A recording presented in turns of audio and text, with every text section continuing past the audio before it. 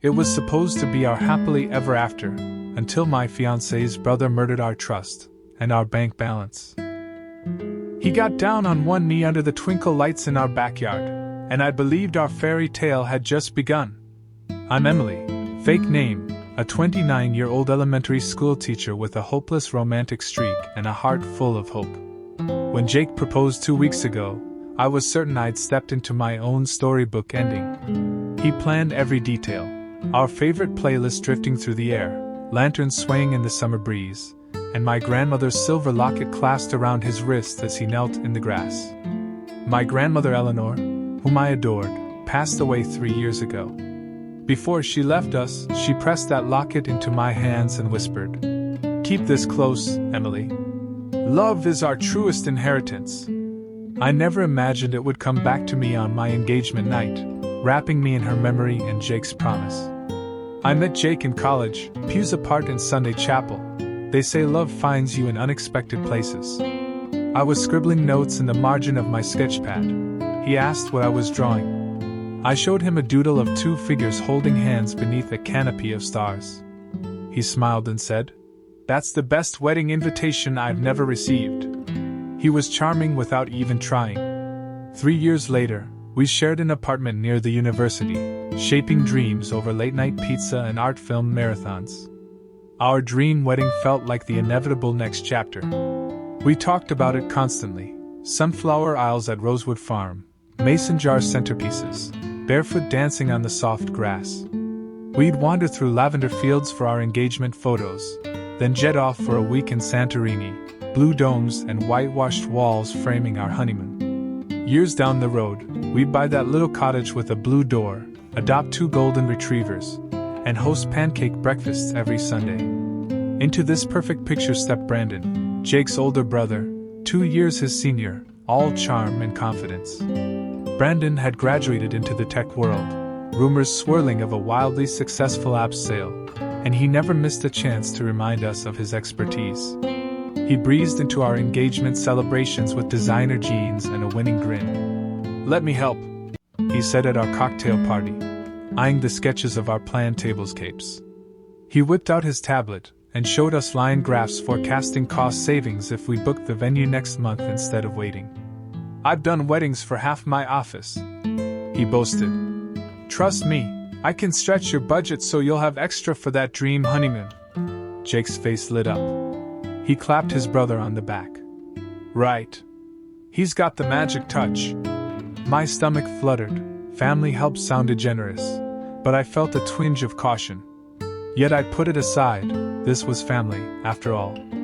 In the days that followed, Brandon flooded our group chat with vendor contacts, investment ideas, and cost-saving hacks.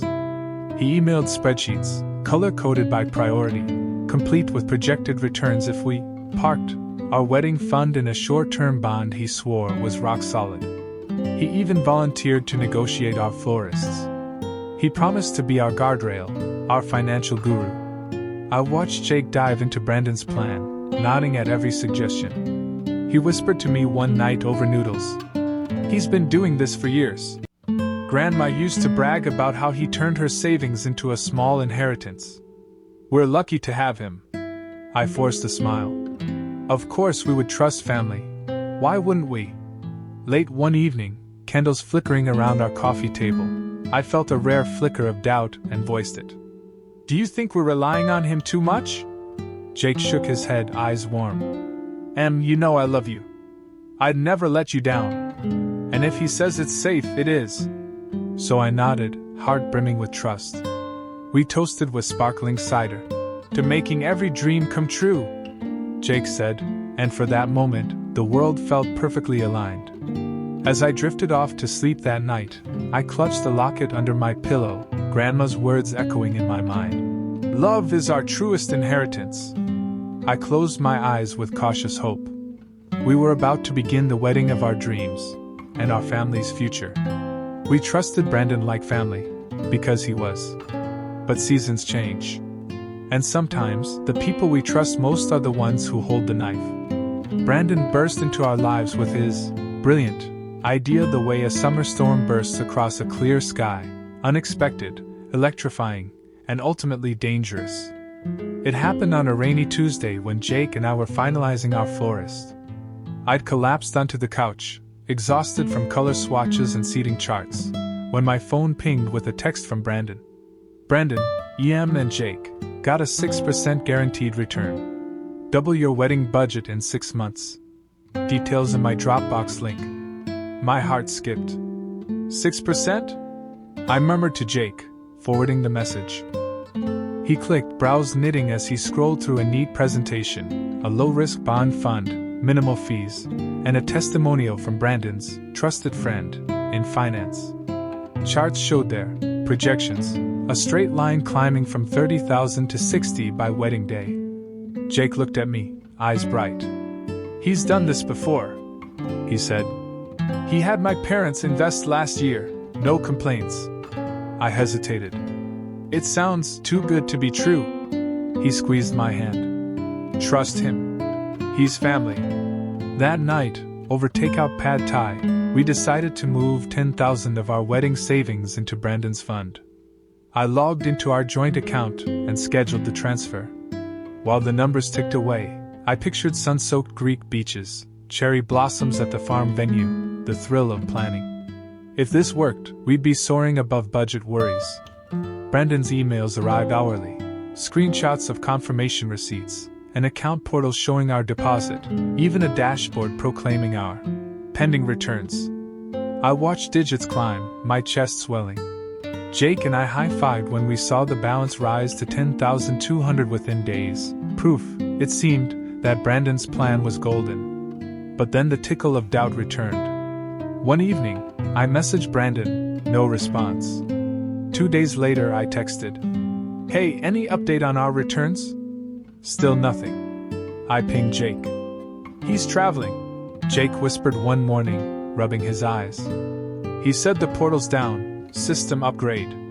I tried to believe him, but the portal never came back. Brandon's phone went to voicemail. His email bounced. Anxiety took root.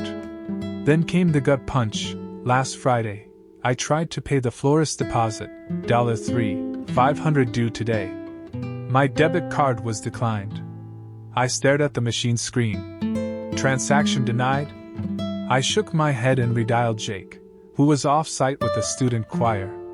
"Matt," the florist assistant had said, "we haven't received your deposit." Jake and I rushed through calls. Our bank rep informed us the $10,000 investment never left our joint account, and the bond fund didn't exist. Those monthly returns were fabrications in Brandon's spreadsheet. My pulse thundered. "How? Why?" I told Jake, voice cracking. He pounded the steering wheel. "He promised us, my parents. Everyone said he was reliable." I slumped in the passenger seat, damp from a sudden drizzle. The wedding blurred ahead, lost venue, lost deposit, lost trust. I realized we hadn't just misplaced $10,000. We'd handed our dreams to a man we believed was family, and he'd stolen them. Back home, I saw a slew of voicemails from Brandon's number. My throat tightened as I replayed them. "Can't talk, I'll explain later, system glitch." I deleted them all without listening. Jake wrapped his arms around me. "I'm so sorry." His voice trembled. "I should have stopped him sooner." Tears flowed free. I pressed my face into his chest, the spreadsheets, the charts, the shattered deposit, all crashing down. "We trusted him," I sobbed. "We trusted him like family, because he was." But that trust had been murdered. And in its place lay an empty account, a wedding in jeopardy, and a future suddenly ending with the betrayal of blood. In the hush that followed, I didn't know if we could survive this storm. But one thing was clear: Brandon's perfect plan had been a perfect scam, and the real cost was far more than money. That Saturday morning, I woke with a knot of dread in my stomach. I couldn't eat breakfast, couldn't focus on my sketch pad. Every instinct screamed that I needed answers. No more half-truths or excuses. I grabbed my phone, tapped through our banking app, and stared in disbelief. The $10,000 transfer to Brandon's bond fund was still sitting untouched in our wedding savings account. I called our bank's fraud hotline. My voice shook as I explained the situation. the alleged investment, the fake portal, Brandon's disappearing act. The advisor placed me on hold, and my reflection in the darkened screen looked hollow. When he returned, his words landed like a hammer. "Ms. Turner, no such bond fund exists. The transfer never left your account. It appears the investment was a sham." Sham. The word echoed. All those charts and emails, fabrications. Jake and I had been played. But I refused to let this be the end of the story.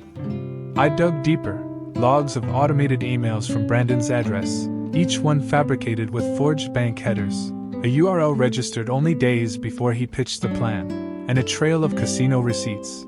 $200 here, $500 there, on Brandon's credit card, showing midnight roulette at the downtown casino. It was a smoking gun. Heart pounding, I marched to Jake's office. He sat at his desk, typing a lesson plan, eyes lighting up when he saw me, until he saw my face. I laid the papers across his desk, bank statements, the phishing portal screenshots saved on my phone, scanned casino receipts. "Is this true?" I demanded, voice trembling. He ran a hand through his hair, gaze flickering to each document. I asked him about the casino runs, he admitted. He said he was blowing off steam, that he'd pay it back with the investment returns. I slammed the receipts down. He used our money, our savings, on blackjack. He closed his eyes. He said it was temporary, that the fund would come through. I swallowed bile. It never did. He gambled with our future. Jake stood, face stricken. I confronted him last night. Then what did he say? He lied. He said he moved the money into a different bond, then back. It was just cash flow issues, temporary. His voice cracked. I wanted to believe him. But he never moved a penny. My voice rose. We got credit card declines, unpaid vendor bills, and a perfect storm of disaster. Jake ran a hand down his face. I know I messed up. I felt tears well. This isn't just money, Jake. It's trust. You vouched for him, over me. He sank into his chair, guilt heavy in his posture. I'm torn, Em. He's my brother. I love him. I knelt before him, anger and desperation warring in my chest. And what about me? What about us? He swallowed. I don't know. The room spun. The framed seating chart on the wall, the Mr. and Mrs. sign on my desk, symbols of a future unraveling. I realized then, we hadn't just lost $10,000. We'd lost the foundation of our relationship. Trying to steady my breathing, I pressed my hand to the stack of evidence. I can't keep pretending this is a hiccup. Brandon scammed us. And you're still hoping he'll make it right.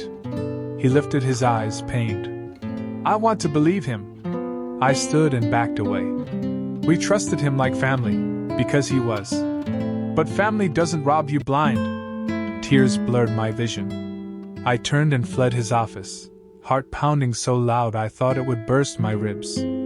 I didn't stop until I reached our apartment, slammed the door, and collapsed on the couch.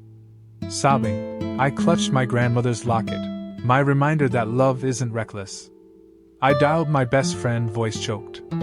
He murdered our trust. She arrived within minutes, arms outstretched. As she held me, I realized the truth.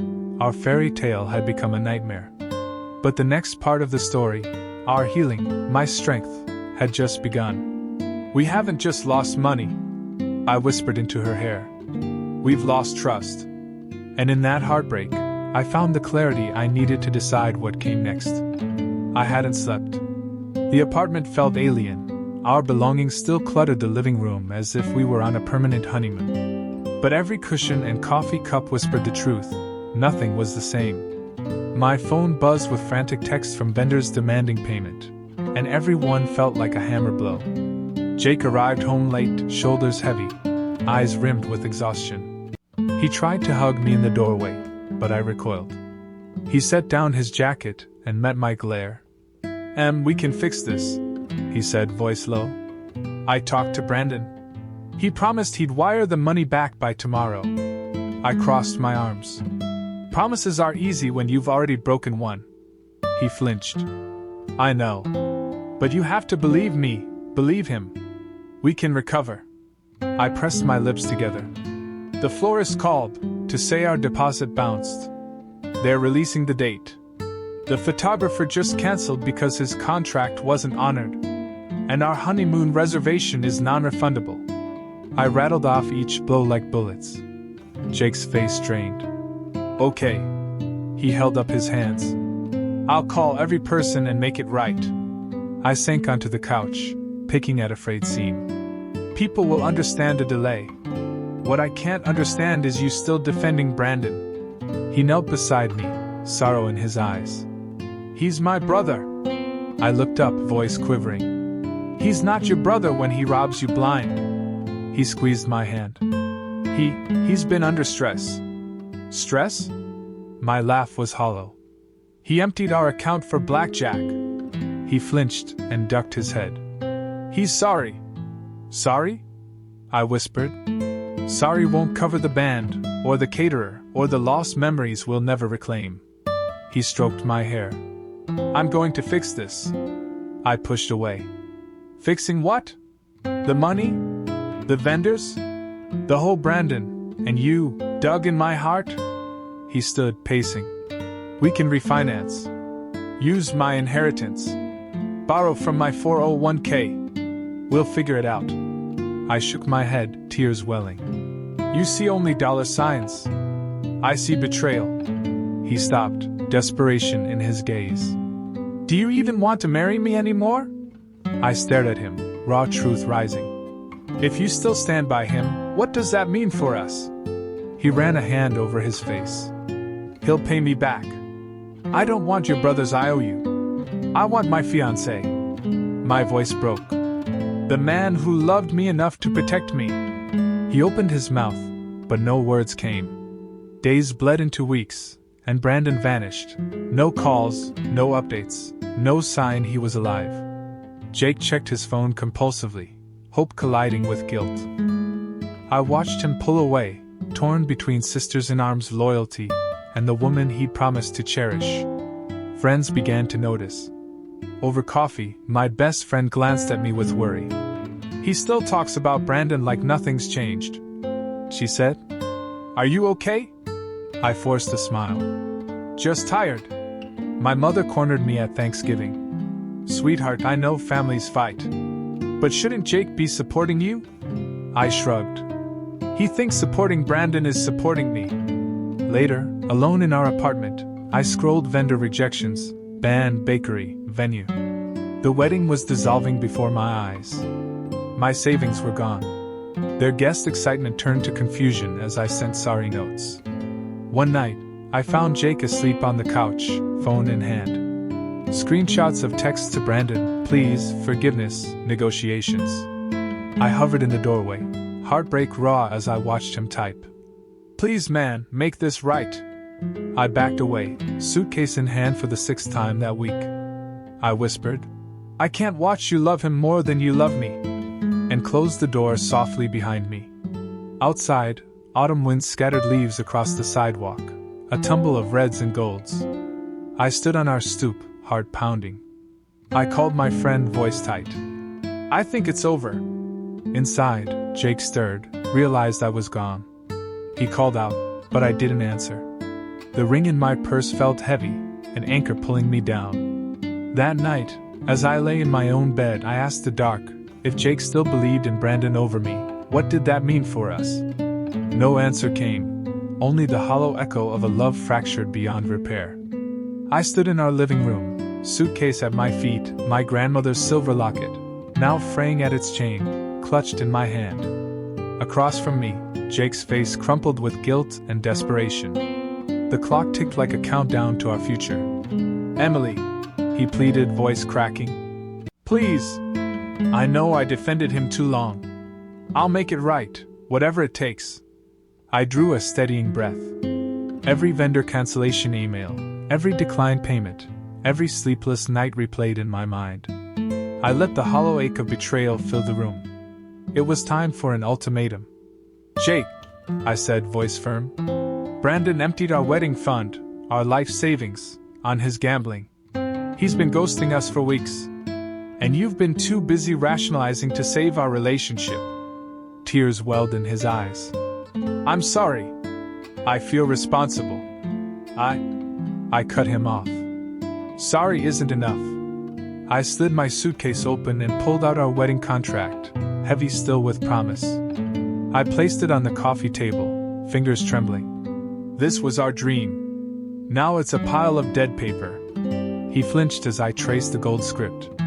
Emily and Jake, October 12, 24. Underneath the venue stamp. I closed my fist around the chain. I want, you need, to choose. Jake's throat bobbed. Choose what? Choose us or choose your brother. I leveled my gaze. If you'll rebuild my trust, you'll stand by me, not him. You'll help me file a police report, expose Brandon's lies and stolen funds. You'll sit through financial counseling with me, rebuild our savings. You'll cut off all contact with Brandon until he pays restitution. His gaze flicked to the ring on my chain. And if I can't? I took a step forward, voice unwavering. If you keep defending him, I walk away. I'll rescind the wedding, close our joint accounts, and start over on my own. Silence stretched. He sank onto the couch, head in his hands. I never wanted to choose between you and him. I sat opposite, suitcase between us. Then you know what you must do. He looked up, eyes glassy. You're serious? I nodded. Dead serious. I love you, Jake. But love isn't about excuses. It's about accountability. He exhaled, resolve flickering. Okay. He stood, shaken. I'll file that police report. I'll hire an attorney. I'll testify against him. Tears leaked down my cheeks. And you'll join me in sessions, couples financial therapy. He reached for my hand. Yes. I swear. I let his fingers brush mine once, then pulled back. Give me a week. Show me you mean it.